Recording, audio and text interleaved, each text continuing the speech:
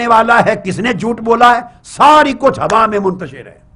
تو پوچھا جاتا تھا فَإِذَا قِيلَ لَهُ مَنْ حَدَّثَكَ، کس نے آپ کو روایت کیا ہے، اس کا نام، پھر اس کو کس نے روایت کیا، اس طرح پھر تحقیق کر کے آگے چلتے تھے۔ یہ ایک عمل ہو گیا تھا ائمہ کا، محدثین کا، یہ طریقہ تھا۔ تو میں یہ عرض کر رہا ہوں کہ جب پہلا راوی سرے سے کاذب کذاب ہے تو اس کے بعد آگے جانے کی ضرورت نہیں رہتی، چونکہ کذاب پاگل تو نہیں ہوتا نا، یہ بات سمجھنے والی، وہ بڑا مکار ہوتا ہے، اس کا دماغ تیز ہوتا ہے، وہ فراڈ ہے، جھوٹا ہے، مکار ہے، جو روایتیں گھڑ رہا ہے تو وہ پہلے گھر بیٹھے گا، راویوں کے نام چنے گا اور صاحب دیکھے گا تاریخ ولادت، تاریخ وفات، کس کس کی ملاقات کس سے ہے نہیں ہے، وہ پورا جوڑ تاریخی بنا کے پھر روایت میں نام لگائے گا، اور اوپر جا کے جب نام جوڑے گا تو ثقہ صحابہ تابعین کے نام لگائے گا تاکہ اس کی روایت پر اعتماد کیا جا سکے کہ یہ بات فلاں نے روایت کی ہے۔ بھائی وہ جو اوپر کے 2-3 نام ہیں ان کی ذات پر، ذوات مقدسہ پر تو بحث ہی نہیں ہے، وہ تو صحابہ تھے، تابعین تھے، اتباع التابعین تھے، معتمد تھے، فساد تو نیچے پڑا ہے، یہ تو تم نے نیچے سارے جھوٹے راوی گھڑ کے اوپر ان مقدس ناموں کے ساتھ جوڑ دیا، ان تک تو بات پہنچتی نہیں ہے، ان پر کیا، اور یہ کہنا کہ یہ فلاں نے کہا، فلاں صحابی نے کہا، بھئی فلاں صحابی نے تو تب کہا ہو جا کے نیچے روایت پہلے سچی ثابت ہو۔ تو محمد بن حمید جب راوی کذاب ہے، اس نے یہ واقعہ گھر کے جلانے کا گھڑا اور باقی راویوں کو ساتھ ملا دیے۔ پھر اسی واقعہ کو ایک اور سند کے ساتھ بھی شیعہ حضرات کے ہاں کتب میں روایت کیا جاتا اور مانا جاتا ہے، اور وہ راوی اس کے ابن جیرانہ بتائے جاتے ہیں، اور ابن جیرانہ کی کتاب ہے الغرر، اور وہ زید بن اسلم سے روایت کرتا ہے۔ یہ بھی مکمل شیعہ روایت ہے۔ آگے پھر سارا مکذوبہ واقعہ ہے، جھوٹا۔ یہ جو ابن جیرانہ ہے، صورت یہ ہے کہ نہ اس کے نام پر اتفاق ہے شیعہ کتب رجال میں، اور نہ اس کی کتاب کے نام پر اتفاق ہے، یہ خود ہی مشکوک اور مطعون لوگ ہیں۔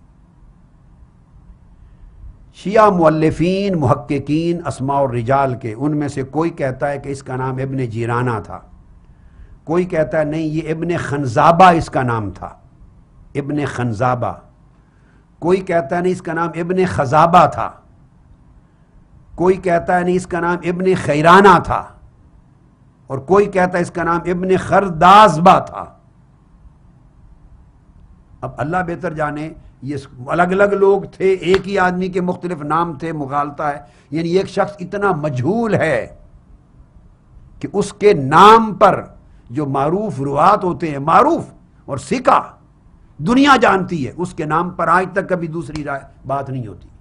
جس کے نام پر ہی تحقیق نہ ہو خود شیعہ کتب کے اندر، تو آپ اندازہ کر سکتے ہیں کہ وہ راوی اور بیان کرنے والا خود کتنا معروف تھا، کتنا معلوم تھا، کتنا ثقہ تھا۔ پھر جو محقق ہے البہار کا شیعہ جو کتب اسماء و رجال میں، وہ کہتا ہے ابن خنزابہ تھا۔ زرکلی نے العالام میں بھی ابن حنزابہ کا، یہ چھٹا نام ہے، وہ کہتے ہیں کہ نہیں کوئی ابن حنزابہ تھا۔ جعفر بن فضل بن جعفر بن محمد بن موسیٰ بن فرات غالی شیعہ تھا یہ شخص، اس نے روایت گھڑی خود۔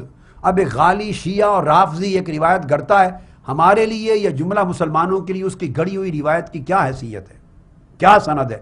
اس کا تو سارا عقیدہ اسی بات پر منصور ہے کہ کریکٹر اسیسینیشن کی جائے، گالیاں دی جائیں، سب و شتم کیا جائے، تبرہ کیا جائے خلفائے راشدین کا۔ ثقہ راوی ہو اور نیوٹرل راوی ہو، شیعہ غالی نہ ہو، تو پھر اس کی روایت ہو تو پھر بات آگے قابل توجہ بنتی۔ اب اس کے بارے میں زرکلی نے العالام جلد 2 صفحہ 126 میں بیان کیا کہ یہ ایک کٹر اور غالی شیعہ بھی تھا اور اسماعیلی مذہب کا تھا، یہ پورا حوالہ دے رہا ہوں، شیعہ اسماعیلی تھا اور وزیر بھی تھا دولت عبیدیہ میں، سیاسی آدمی بھی تھا۔ اب آپ اس کا بقایا جمع تفریق خود کر لیں، غالی شیعہ بھی ہے، اسماعیلی بھی ہے، سیاسی آدمی وزیر بھی ہے، اور ان کی سیاسی مخالفتیں چلتی تھی ایک دوسرے کے خلاف۔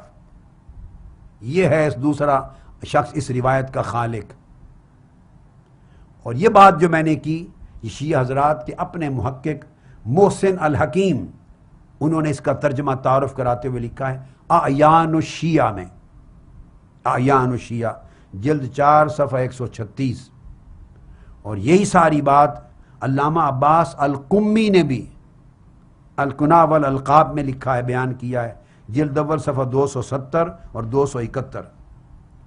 اور مزید شیعہ علماء کہتے ہیں کہ کتاب کا نام بھی محقق نہیں ہے کہ اس کی کتاب کا نام الغرر تھا یا الغدر تھا، اور ابن شہر آشوب اور محسن الحکیم اور محقق البحار سب کو شک ہے، اور بعض بیان کرتے ہیں کہ نہیں العذر تھا یا العذر تھا، یہ نام تھا کتاب کا۔ تو آپ اندازہ کریں اس کتاب کی ثقافت کیا ہے جس کے نام پر شیعہ محققین بھی متفق نہیں، اور اس شخص کے نام پر بھی متفق نہیں شیعہ محققین، ان کی ثقافت کیا ہے۔ اتنا معلوم ہے ڈیفینیٹلی کہ یہ غالی شیعہ اسماعیلی اور ایک وزیر تھا رہا ایک دور میں، ایک سلطنت کا۔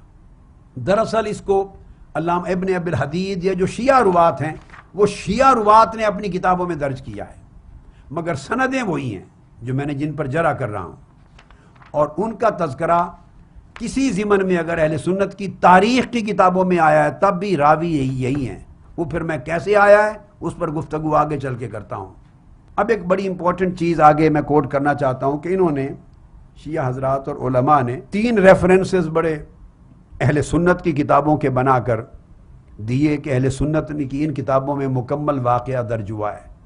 اس پر یہاں کے علماء پریشان ہوئے، انہوں نے مجھے کہا کہ آپ اس پر تحقیق پیش کریں اور ہمیں بتائیے۔ اب وہ تحقیق سن لیں جو سنی کتب کی طرف منسوب کیا جاتا ہے یہ واقعہ بقول شیعہ علماء کے، اور پورا کا پورا یہ واقعہ سب سے پہلے یہ بیان کیا جاتا ہے مروج الذہب میں علامہ مسعودی نے لکھا ہے۔ مسعودی کی وفات 346 ہجری کی ہے۔ اب یہ چیز توجہ طلب ہے۔ دوسرا حوالہ دیا گیا علامہ شہرستانی، ان کی کتاب الملل والنحل، اس میں انہوں نے بیان کیا ہے یہ واقعہ سارا۔ اس پر کئی لوگ پریشان ہوئے، انہوں نے مجھ سے استفسار کیا، تو میں نے پھر کہا کہ میں انشاءاللہ گفتگو کی سیریز میں یہ ساری حقیقت کھول دوں گا۔ دھوکہ دہی کی گئی ہے۔